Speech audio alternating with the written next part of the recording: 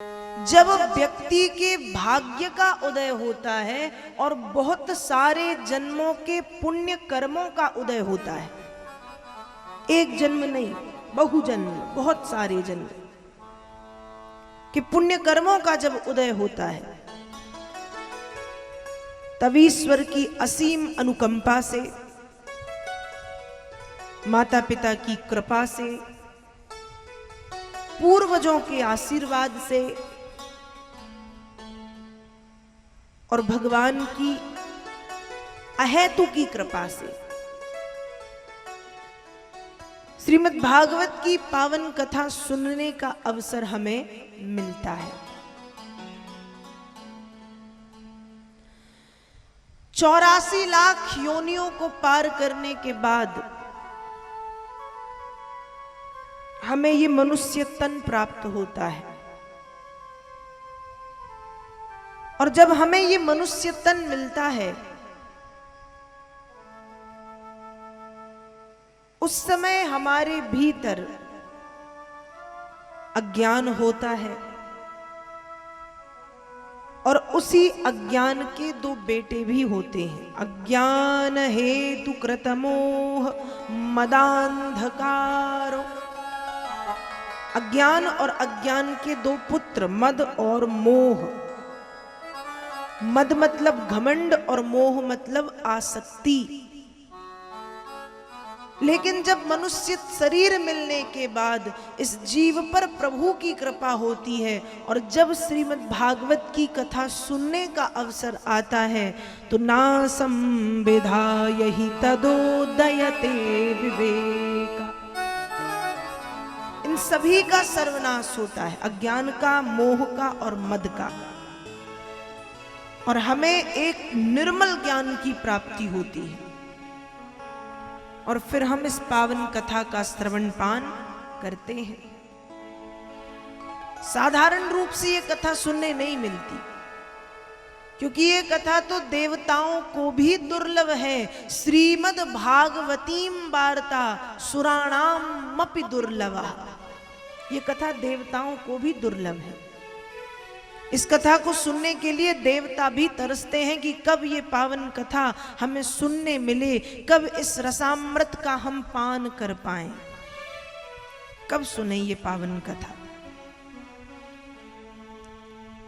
शास्त्र कहते हैं, श्रीमद् भागवत जी में वेद व्यास जी लिखते हैं, निगम कल्पतरोर गलितम फलम शुकमुखादमृतद्रव संयुतम पिबत भागवतम रसमालयम मुहुरहो रसिका भुवि भावुका।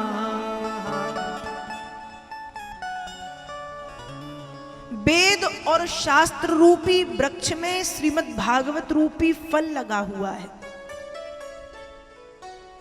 लेकिन ये वृक्ष किसी बाग बगीचे में, किसी अरण्य में, किसी सारण्य में, किसी कानन में, किसी जंगल में, किसी वन में नहीं है।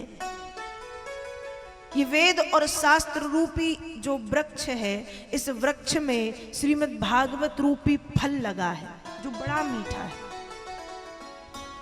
जैसे आम पक जाने पर मीठा होता है, और उसी पके हुए आम को यदि तोता आकर के खा ले तो बताइए क्या होता है? क्या होता है? आम की मिठास घटती है या बढ़ती है? बढ़ती है ना। सुना है या नहीं कि तोते के द्वारा खाया गया फल मीठा होता है।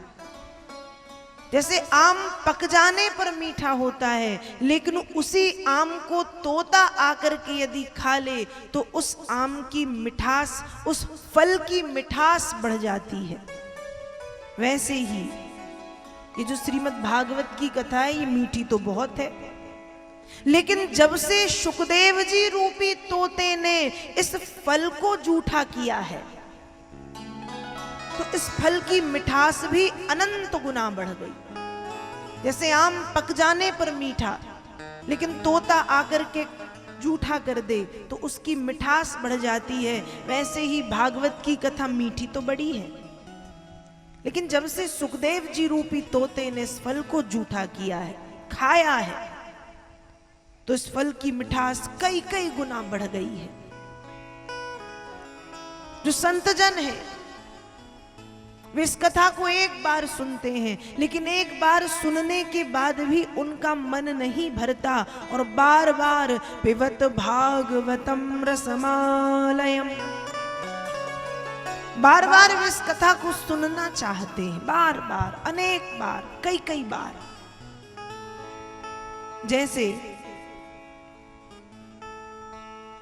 आम जब पक जाता है तो उस पके हुए मीठे फल को हम एक बार खाते हैं लेकिन मन नहीं भरता। गर्मियों में जब आम आते हैं तो एक के बाद दो, दो के बाद तीन, तीन के बाद चार आम तक हम खा लेते हैं, कभी कभी 5 भी खा लेते हैं।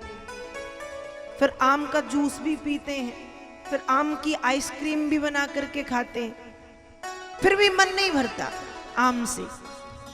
तो जैसे आम से मन नहीं भरता, वैसे ही ये जो संत जन हैं एक बार इस पावन कथा को सुनते हैं, उसके बाद भी उनका मन नहीं भरता और पिबत भागवतम रसमालयम, बार बार इस कथा का वे रसपान करना चाहते हैं, बार बार इस कथा को वे सुनना चाहते हैं।